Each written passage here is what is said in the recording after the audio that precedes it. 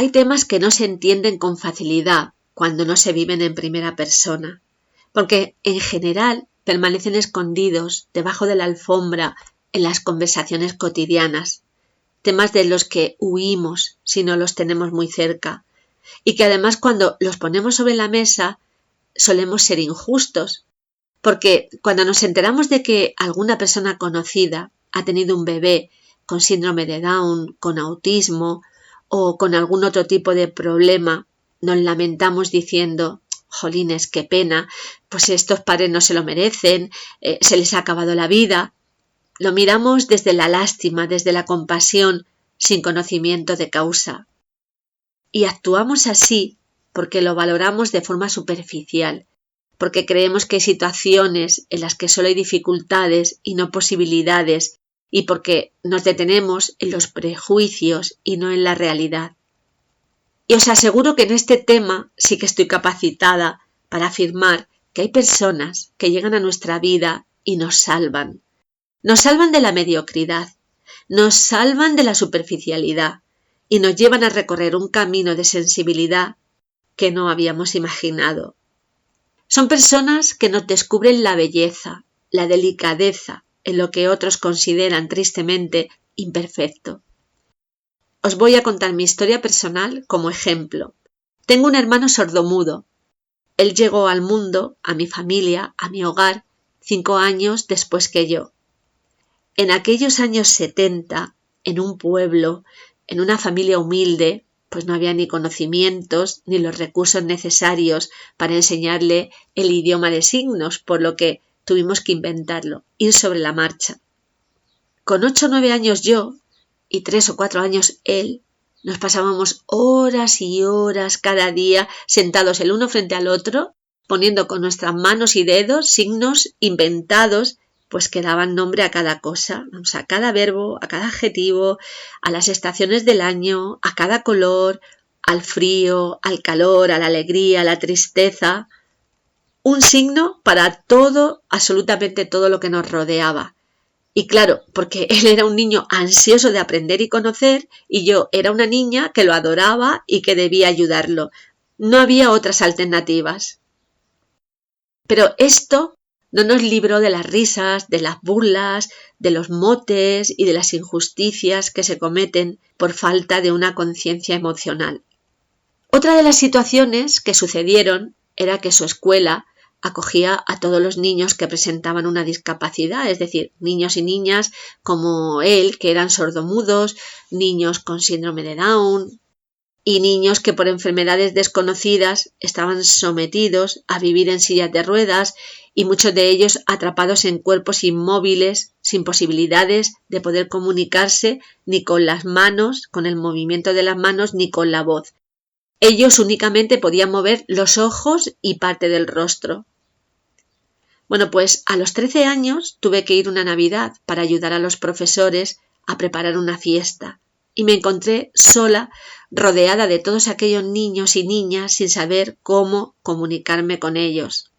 Con mi hermano ya os he dicho que teníamos nuestra propia forma, nuestro propio idioma, pero yo a eso estaba tan acostumbrada que era algo fácil y natural, hasta que allí, en el cole de ellos, descubrí que sin saberlo, yo ya sabía interpretar cada fruncir de ceño, cada destello en los ojos y cada movimiento apenas perceptible, que leía en esos detalles.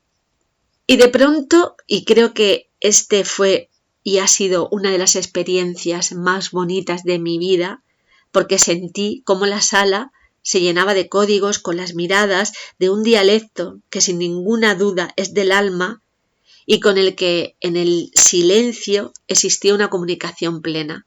Porque es que además en ese mundo no hay mentiras, todo es puro, es emoción y es vivir con una intensidad difícil de comprender. El caso es que entre unas cosas y otras me acostumbré tanto a olvidarme de las palabras que cuando regresaba a mi vida normal, entre comillas, me refiero a mis amigas y compañeras del colegio, me sentía vacía. Me parecía todo rápido, superficial y me daba cuenta de que en nuestro mundo normal las palabras sí tenían mucho poder, pero las emociones se ocultaban. Y claro, entonces me convertí en una persona rara, era rara para los demás. Vamos, que por unas razones no cuadraba en un sitio ni en el otro. Pero a mí donde realmente me gustaba estar era en el colegio de mi hermano, en su mundo, en sus lenguajes, en su magia. Y ahí fue, con 14, 15 años, donde empecé a escribir para poder sacar lo que llevaba dentro, porque comprendí que ese mundo que consideramos normal es el que realmente está discapacitado. Porque los chicos, los niños, expresan sin reparo sus emociones y no se ven obligados ni siguen las normas sociales porque no saben de hipocresía. Porque su forma de ser nos enseña a valorar las cosas simples y no se pasan la vida en una constante búsqueda del éxito material. Ellos fueron unos maestros para mí y me enseñaron a descifrar esos matices de una emoción en un parpadeo, a disfrutar de la calidez de su sonrisa y a entender el dolor en una mirada. Y mientras que en la calle y por cada esquina, cuando iba con mi hermano, me acostumbré a escuchar ¡ay, qué lástima! O mucho peor, se burlaban de nosotros. Pues lo penoso para mí fue descubrir tantas limitaciones y saber que jamás podrían imaginar lo que se perdían, porque ellos hablaban desde una realidad ruidosa y vacía, porque no eran capaces de ver más allá de las apariencias. Y estos niños con síndrome de Down, autismo o cualquier otro tipo de condición especial seguirán llegando al mundo, y yo me atrevo a decirte a ti que eres su mamá, su papá, su hermana, y te lo digo con conocimiento de causa, que la vida te ha enviado un trocito de magia y te ha enviado la oportunidad de sentir desde una perspectiva diferente. Y con esto no te estoy diciendo que cada día la vida será fácil, tampoco lo es para los demás, pero sí te digo que la vivirás de una forma más auténtica y más allá de lo superficial, porque abandonarás muchos prejuicios y te harás mejor persona.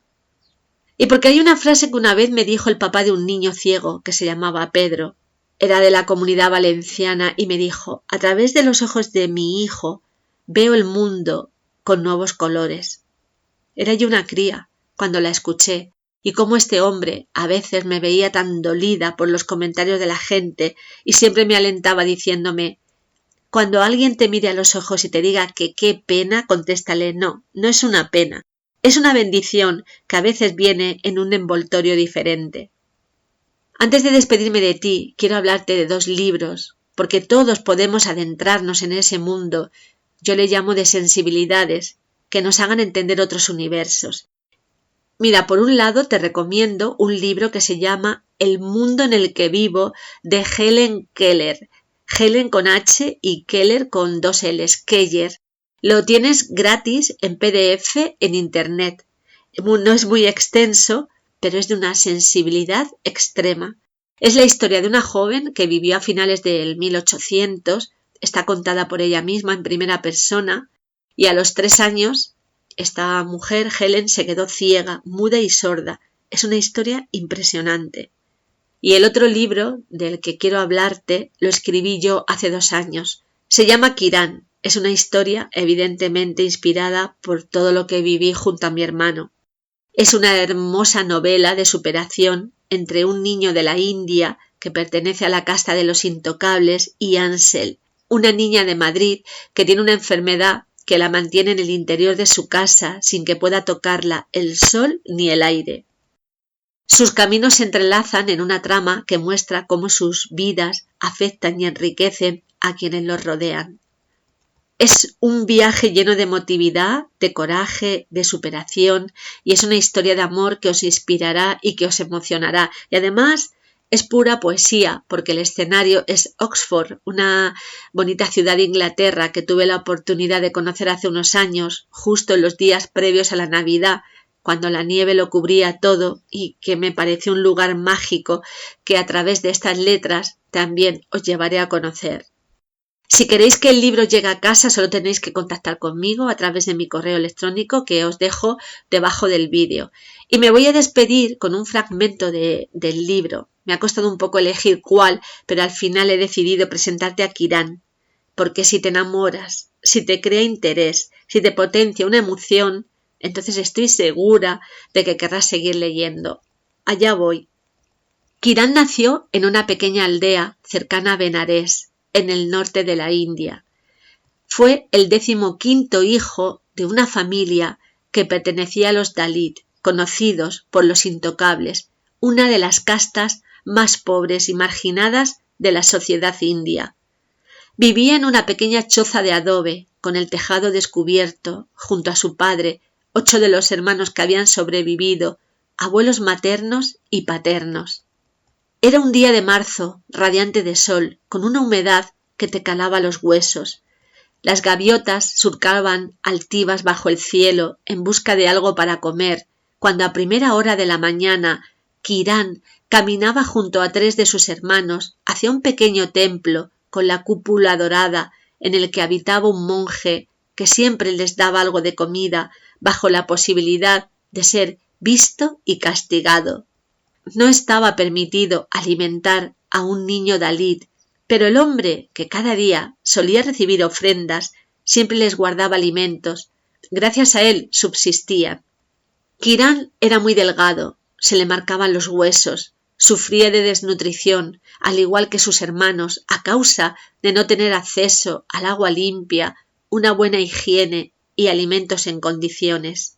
Llevaba el pelo despeinado y enredado, en el que podías atraparte con los dedos. Vestía una camiseta de tirantes maloliente y descosida que había ido pasando de hermanos a hermanos durante años. Destacaba su piel morena, curtida por el sol, y los ojos de color café oscuro, grandes, rasgados, perfectamente perfilados por pestañas muy negras que destacaban mucho más el blanco, ojos tan blancos como la leche, al igual que sus dientes. A sus 4 años recién cumplidos, jamás había traspasado los metros de terreno que formaban las fronteras del lugar en el que vivían. Otras castas rodeaban el espacio y no les permitían adentrarse en sus tierras, por lo que cuando enfermaban no podían asistir a ningún hospital ni había médicos que los atendiera. Los niños parias eran considerados impuros. Para él, en ese pequeño espacio se resumía el mundo, porque nadie, hasta el momento, le habló de los mares, ni los continentes, ni de otras formas de vida. Kiran era el ojito derecho de su abuela materna, Alisa. Alisa era muda, por eso le transmitió otro lenguaje, un idioma propio que iba más allá de las palabras y que a Kiran le resultaba arrollador. Aquellos gestos llenos de ternura eran el regazo más hermoso en el que acunarse, lo hacían sentirse a salvo. Eran cómplices, se hablaban mirándose, se comprendían hasta con el ritmo de la respiración.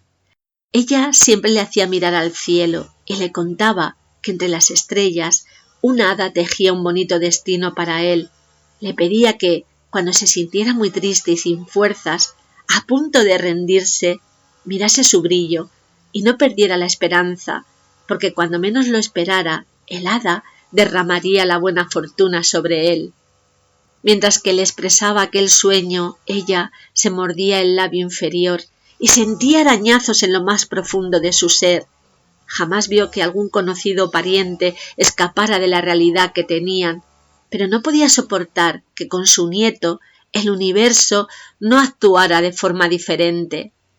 Por eso había belleza donde nadie podía verla a simple vista, porque flotaba esencia en cada diminuto espacio, en la fuerza del corazón, en los minutos de vida, en los nervios y bordes de las hojas, en el murmullo del viento colándose por las rendijas, entonando una melodía, en el sabor de los frutos, en el agua de lluvia que les permitía beber y enjuagarse los secos y agrietados labios con los que solían besar, en los rayos del sol de cada amanecer, en cada alimento que les regalaba el monje, y en esas canciones de cuna que iban pasando de unos a otros. Se podía vivir sin una casa decente, sin ropa y demasiada comida, sin un baño, sin un colchón confortable, sin el resquicio de un futuro prometedor.